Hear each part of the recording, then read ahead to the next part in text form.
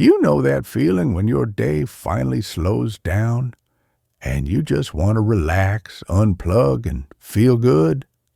That's where Mood.com comes in.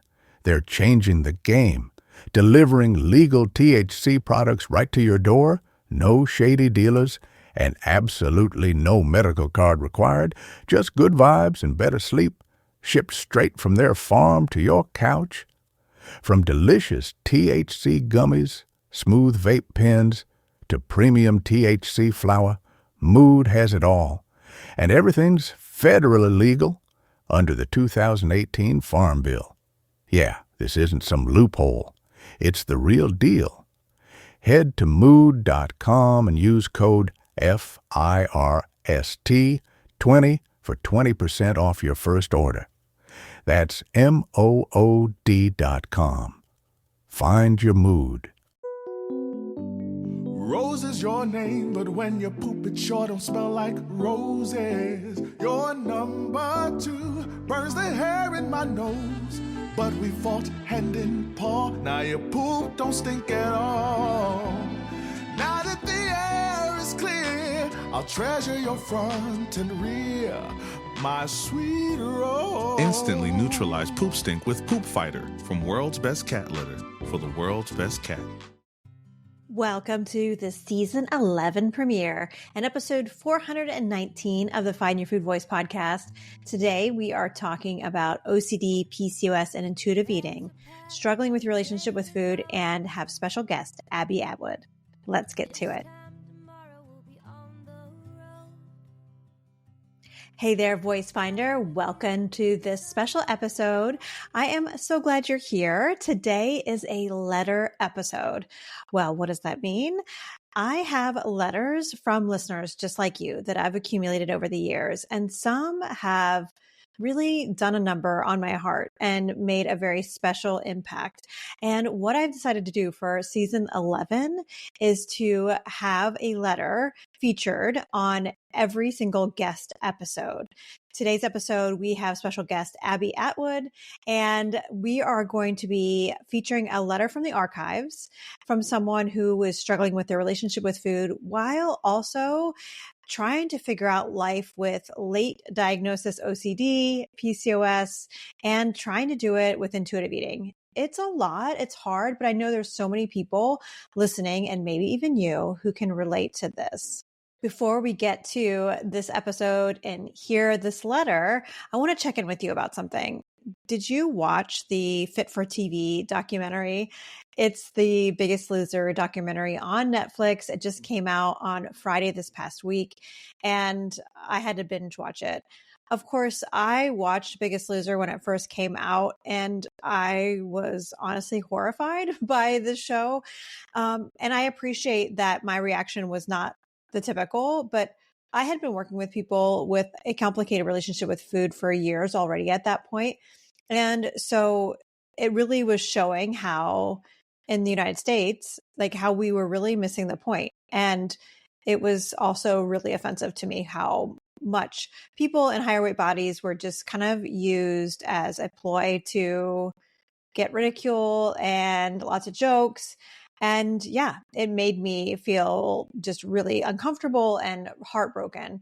So I have some thoughts about the documentary. I was excited to see it because I was hoping it would shed a lot of light on things that those of us who kind of work in these circles have talked a lot about over the last few decades, but I'm not going to be giving you any spoilers.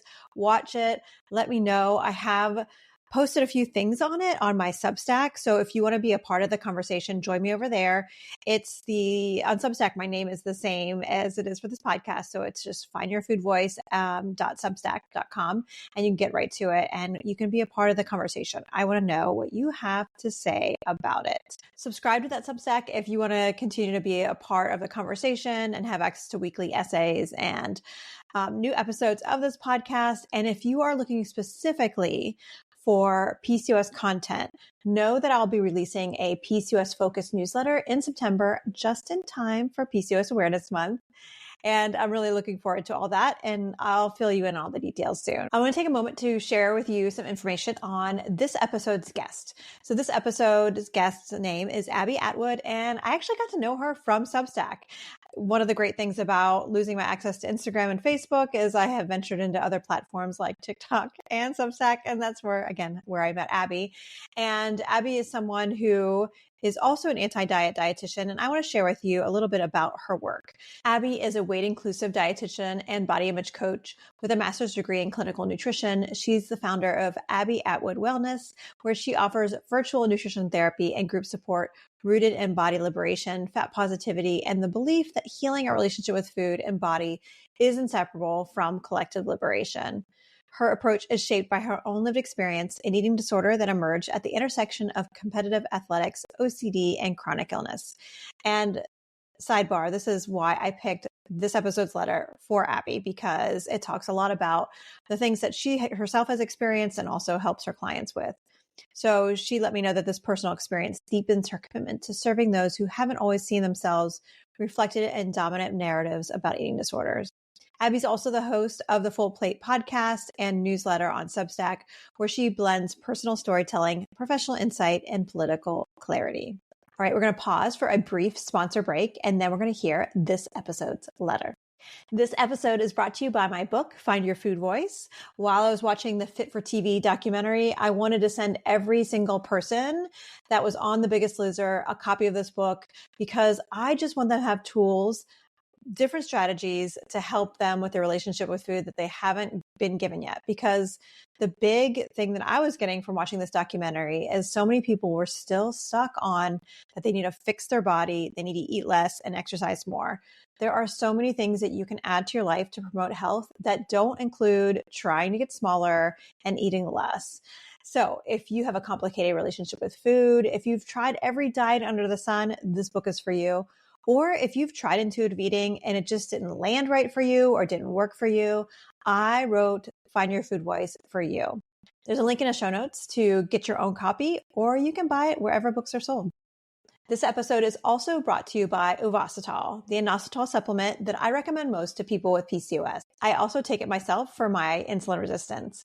If you're looking for a new non-diet tool to add to your PCOS treatment strategy to balance blood sugar, decrease cravings, and increase energy, check it out in the link below in the show notes. Using that link in particular will save you 15% off this order and all future orders.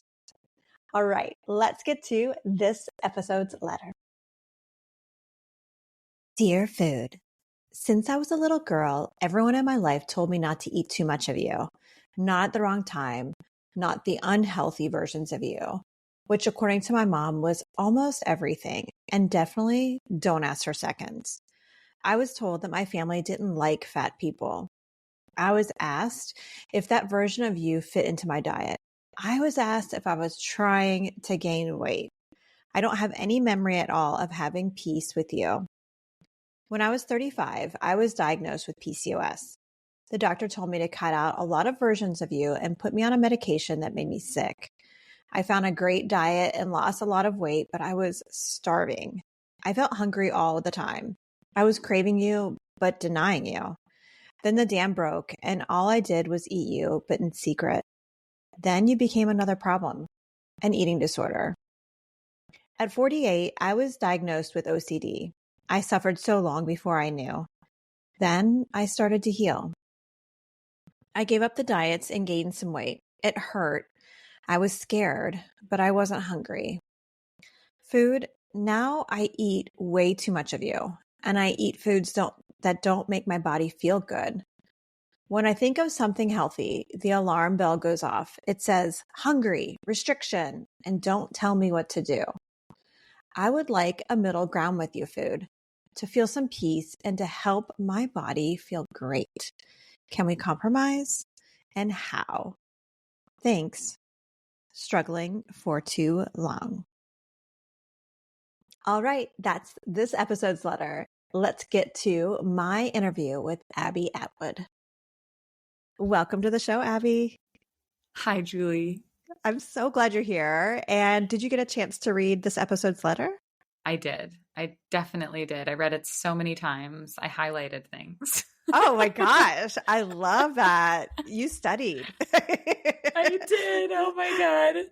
Well, what did you like about it, or what drew you to it and made you like want to study it? Well, I think that part of the reason I read it a few times and then highlighted things was because I just thought there was so much in it, like so many individual things, like pieces of this person's story that like I could kind of feel how it all layered on top of each thing, all the different experiences. And sometimes I think it's so hard for me because I do a podcast like you do. And if I don't kind of acknowledge like all the different components that are going on in a question or in a topic that I'm talking about, it's easy for me to get kind of carried away on one part. And I wanted to make sure I identified like, okay, God, there's all the stuff that's going on early on in life with the messaging around food. Then there's the PCOS and the extreme dieting and then the eating disorder and OCD. And now there's this phase of frustration and grief. And there's so many layers to this, Yeah, I agree. There's something about working with clients, and I often would see my clients get stuck in one part of their story too. Yeah. And that's something that I often would refer to my spot in the room as the easy chair. Like there's something about the easy chair of like seeing the whole big picture and like, but also like trying to hold all of it to show someone like, this is why it's hard. It's really complicated and messy. And when you were reading through it, was there like kind of like a bird's eye view of like what you think is going on with this person? Like, what do you think they're struggling with? Well, the first thing that I felt when I was reading it was just this belief that I think so many of us have had in some form of another, that there's something wrong with us, and that has been part of the story for so long, like feeling like having this really broken relationship with food and body when you're young and feeling like people are constantly sending you the message that food is conditional, like that it's only deserved at a certain time in a certain amount with certain foods, and that anything outside of that is wrong. And then there's, something that I know personally through my own lived experience is I have multiple chronic conditions and I also have OCD, and I was diagnosed late in life with OCD. And that's actually really common that I'd want this person to know too, that like that is so hard to have been going through something for so long, thinking it was one thing, and then learning later that there was this whole other piece happening. Wow. Yeah. I would imagine that probably fills in so many blanks. It does. It like, I feel like it gives you so much clarity, and then it also confuses everything you remember. Oh, that's so hard. Yeah. Yeah. Cause you're thinking, oh my gosh, you're kind of replaying things and putting the pieces together, and it's confusing and it's complicated, and there's grief, and then you're healing through something else now, like it's a kind of, I don't know, it's hard. And so I guess the first thing that I felt was just wanting to tell this person, like, this is hard. And like acknowledge that it's hard, and that it's not going to be a, quick overnight process. Right. Well, especially with that foundational like lie that this person was told, that there was something wrong with them, that their body was wrong, that they don't know how to manage their eating. And that whole foundation being just, again, like just such a really problematic thing to teach a child, and then layer it on with all these other things that you're talking about. Something that I was getting from this letter was that this person kind of was like, I wish I just knew how to do it, like it was all like, I'm doing it wrong, like still believing those things that they were told. And I'm like, I wish I had a magic wand so you knew that you're not broken. I know. I know. Cause like you just said, Julie, is like that they were taught that their worth lived in like restraint and quote unquote discipline, and that like their Yes. hunger was something to deny or manage, that fullness was failure, that food had this like right and wrong version, and you had to choose quote unquote right if you wanted love and approval and belonging. And all along you're thinking like food is the enemy, food is the thing I need to control, but like really that control was the problem. Like, Yes. you know, Mm-hmm. and then the shame kind of keeps you on that leash chasing the control. Yeah. Right? And then also like just the trauma of being told that you have to control food in this way, you know, like we're not told we have to hold our breath, you know, like things that like we're supposed to be doing just to like maintain our humanness. Exactly. Such a like horrible trauma. And there may be someone listening who's like, oh, I mean, come on, dieting's not trauma, Yeah. but no. No. I mean, denying the body its most fundamental need, right? Like it's trauma. The Yeah. body remembers that. And I also think like, so they said at 48, they were diagnosed with OCD. And then that's at the point in the letter when they say, then I started to heal and I gave up the diet. So if you think about that, 48 years. Yeah. And I don't know how old they are now, you know? But I think really, really, really like sitting with that and remembering like how long you lived in that one way within that one belief system, and with restraint, you know, and denying and starving yourself. Like they said, you know, starving and was hungry all the time. And that trauma, like you named, Julie, is that went on for so long that like, of course your body is asking for nourishment now. Of course it is.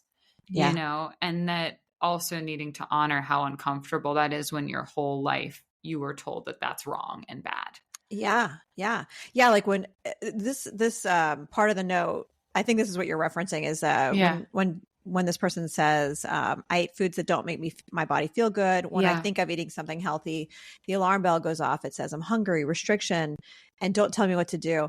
And that piece, that kind of like pendulum swinging so like violently, that's when I would hear clients talk about this early on, that's what made me start to think of like, oh, this is like a trauma response. Like they're activating like, you know, some people that I ended up working with for a long time are people who often had PCOS, but also were chronically living with anorexia, oftentimes not diagnosed because their body wasn't small enough. Yeah. I'm rolling my eyes if you're not watching. Me too. I would say, of course. Of course. But, and that was something people said all the time. And they got so frustrated with themselves.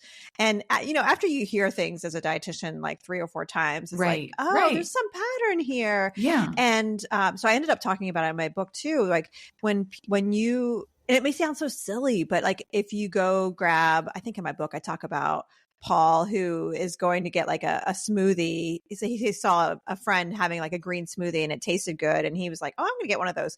And it like triggered all this, then like this, like going down this, rabbit hole on the internet on some like clean eating crap. And like, it just cued it all. And for some people it'll trigger the craving to diet again. And for other people, I think the majority of the time what I would see is for most people, it would trigger that craving to, oh shit, we're about ready to starve. I need to binge, or I need to hoard food, or, you know, something in the realm of like, I need to protect myself. And it comes from like the primal side of our brain, right? That's just trying to protect you. And that's why I'm like, oh my gosh, letter writer, you're not broken. Like this is, you are successfully humaning. Like this is something that like, your body's doing, what it's supposed to do. Yeah. Yeah. And then I can't imagine, cause I don't, you know, I have a lot of expertise in some of these areas that we're talking about, PCOS, but not an OCD. Yeah. So I can't imagine having like that trauma activation and those thoughts with OCD. Could you shine some light with like what that looks like or what that experience is like? Yeah, I was just going to go there. So you read my mind. I'm thinking like,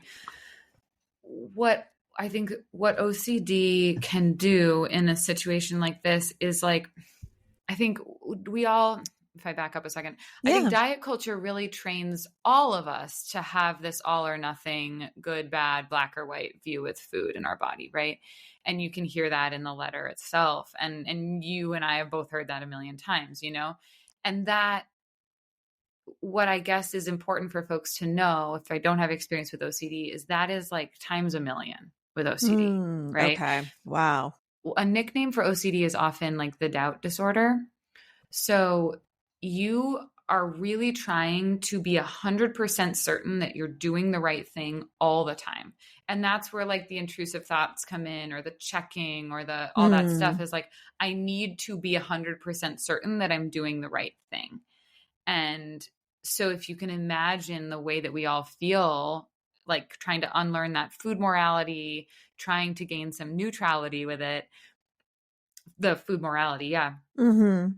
It's so heightened. And you're getting all these intrusive thoughts.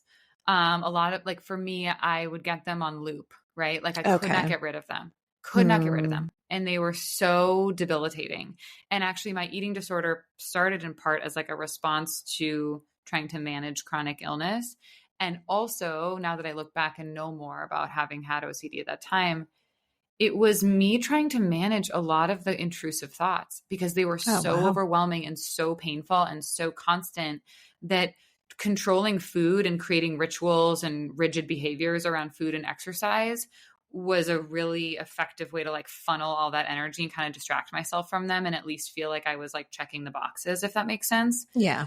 So I can imagine that, you know, what this person's going through is so much harder than anyone can even imagine, because they're also fighting with those thoughts. And I can see why, like, there's this kind of rebel in them coming out all the time when there's that threat of restriction, because I think like we also are trying to do recovery right, if that makes sense. Yes. Like, and I think OCD can play a huge role in that too, right? That I don't want to go back to like anything that feels like something you might have done when you were dieting, such as like eat a salad or, you know, go for a bike ride or whatever it might have been for you, can activate all of that times a million with when you have obsessions and compulsions, right? And you want to, you're like so terrified to go back there. You know, hearing you describe your like having OCD along with recovering from like diet trauma and eating disorders, it just reminds me of the popular phrase like food noise. And I wonder how many people have found that label or that phrase and felt comfort, but really, I mean, and I'm not necessarily like totally against that term, because I can appreciate like, oh, it's great to have a name for something. But I wonder if people really are experiencing OCD like you're describing, with this experience with food as well combined. And so they're not really getting the help that they need. You know, they may have the temporary buffer with a GLP-1 or something, but really in the end, is this something that's going to like help long-term? Such a good point, Julie. Like that is the danger of us, you know, you've talked about this forever too, like the danger of us just prescribing weight loss or, you know, thinking that that's the fix and not actually asking the deeper questions to help somebody figure out what's truly going on. Like, absolutely. And I think like, I don't have a problem with the phrase food noise. I have a problem with the way that it's been like defined and framed in this day and age as some problem we need to fix, when usually it's just an experience we're having from mental, physical, emotional restraint with food.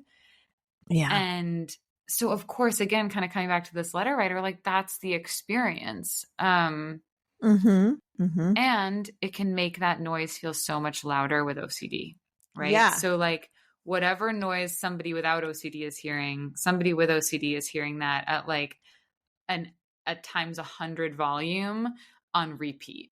Wow. You know? That just sounds so debilitating. Like, I don't know how someone could actually like, I don't know, take care of people in your life or go to do a job. I mean, that just is like, that's so much. I know people are doing it all the time. Like they're living their life and finding a way, but especially by continuing to restrict, and enforcing that kind of noise to kind of still be there. And for someone like this letter writer, maybe someone listening who can relate to it, are there some first steps that you'd recommend to kind of like help just move gently and towards healing, however that looks like? Is there some first like step pointers that come to mind for you? Yeah, I think for me, I think a self-compassion practice helped me a lot with all of this. And I think that can't happen until we recognize how much we're suffering. Yes. And I think by writing this letter to you, this letter writer has acknowledged that, like, I'm suffering, like signed struggling for too long, I think.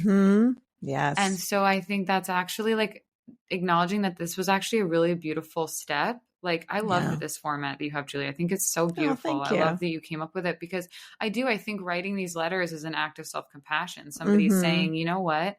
I am finally taking a moment to recognize my own pain and validate it and ask, like, what can I do?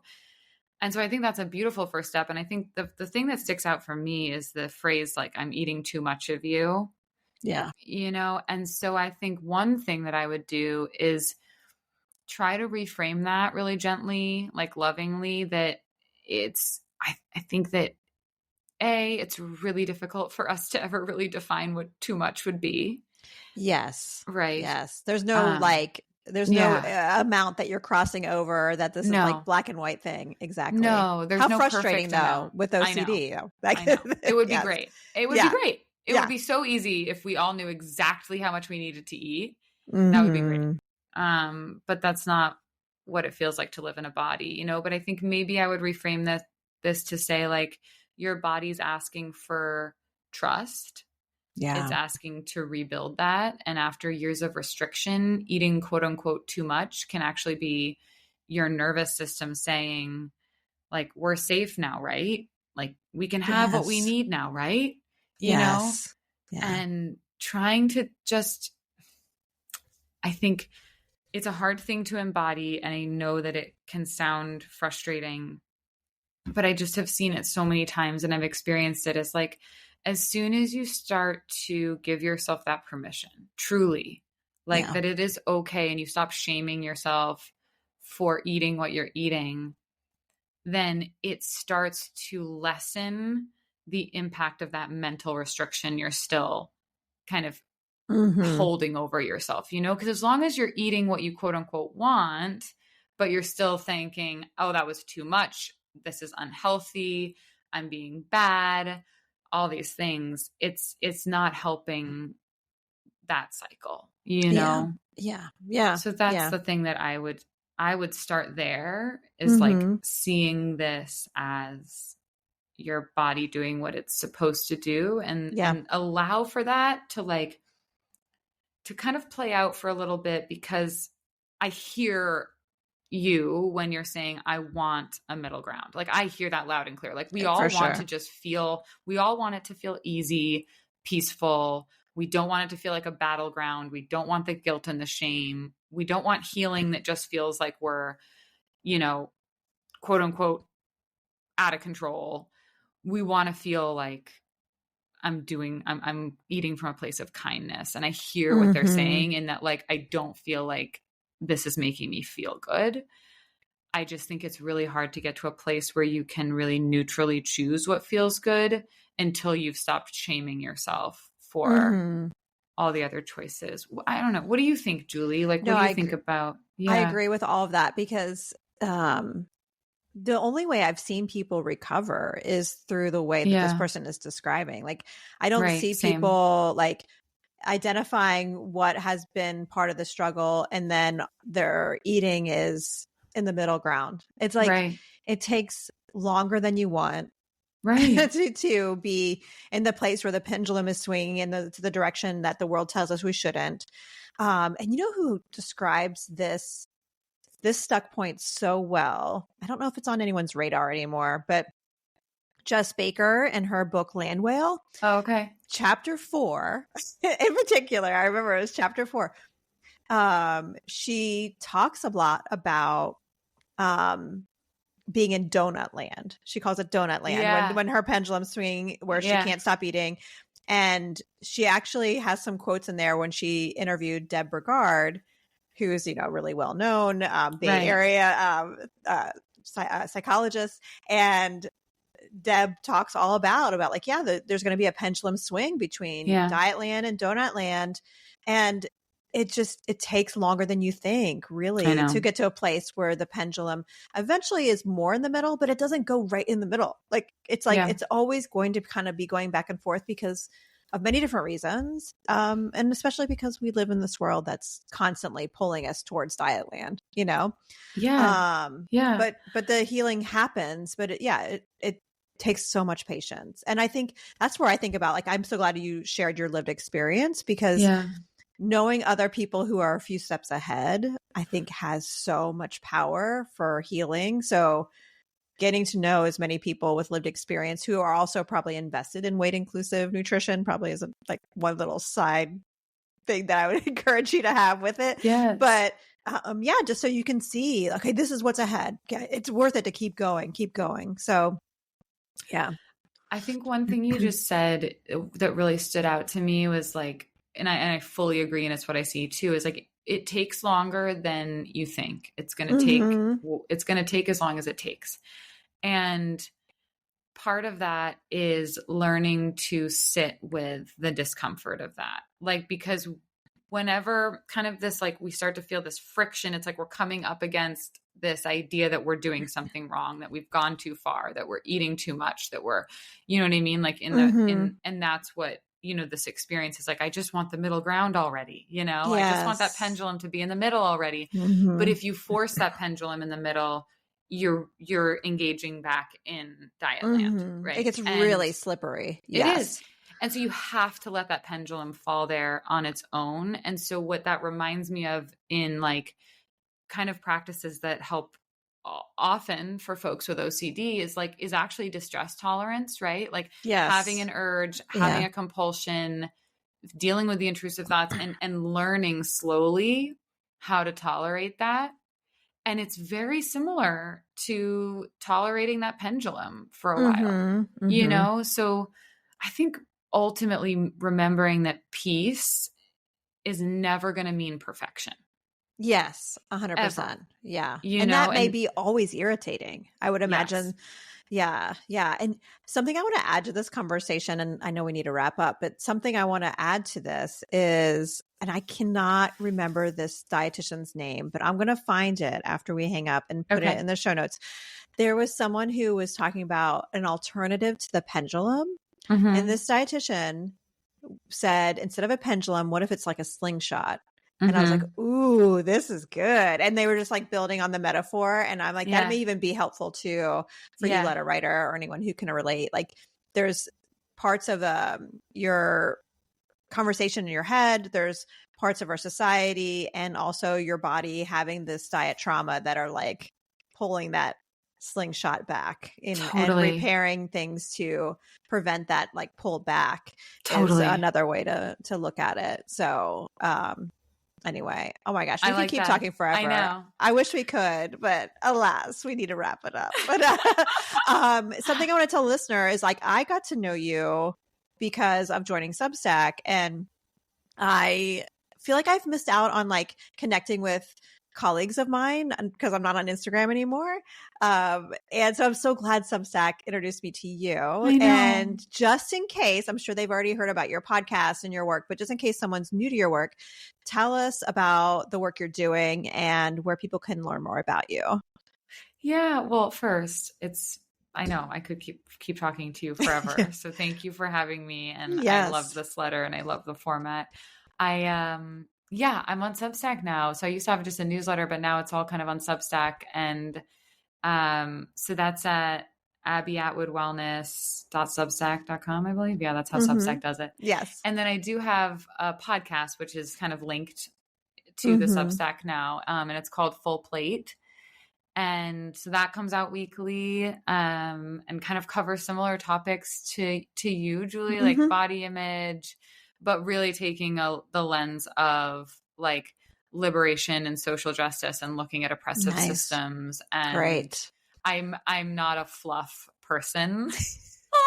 So I don't, it's not just like it's not an intuitive eating podcast, I guess. It's yeah, like a lot, like goes a lot deeper. So I do that. And then I have group and client work that I do. And I'm also, I guess I'm mainly on Instagram and Substack. That's kind of where I am. Yeah. Awesome. Well, of course, we'll put everything in the show notes like we do. Amazing. Yes. And I appreciate you. And I'm so glad that we actually got to meet. And thank you for joining me. Oh, thanks, Julie. Thanks for having me. So there you have it. That's my conversation with Abbie Attwood. Before you go, just know that I'm going to have a letter back from food in just a minute. But before I get to it, I want to say thank you for listening to this episode. And remember, this episode is brought to you by my Find Your Food Voice book. If you have a complicated relationship with food and you struggle in a similar way as this episode's letter writer, definitely check it out. I have lots and lots of tools in there that I think you will find helpful along your journey to reclaiming your food voice. This episode is also brought to you by Ovasitol, my favorite inositol supplement to help those of you with insulin resistance and PCOS. You can get 15% off your order by using the link below in the show notes. All right, are you ready for this episode's letter back from food? I'm excited to read it to you, but I want to say before I read it, thank you again so much for listening to this episode. And I look forward to being back in your ears in another 2 weeks where we're going to have a group chat with the Find Your Food Voice team. But until then, stay connected over on Substack, and I look forward to being in your ears in 2 weeks. Dear struggling for too long, we know you've been working at healing your whole life and are frustrated with how complicated it is. We wish you didn't blame yourself for this messy process. You're doing brave work. You're doing the work that all of us need to do to recover, heal, and learn how to feed ourselves. There's no timeline. Name the diet trauma. It's important because this is hard work. You are not broken. You never have been. Instead, you've always been a wise, successful human. Love, food. Home is with you wherever that may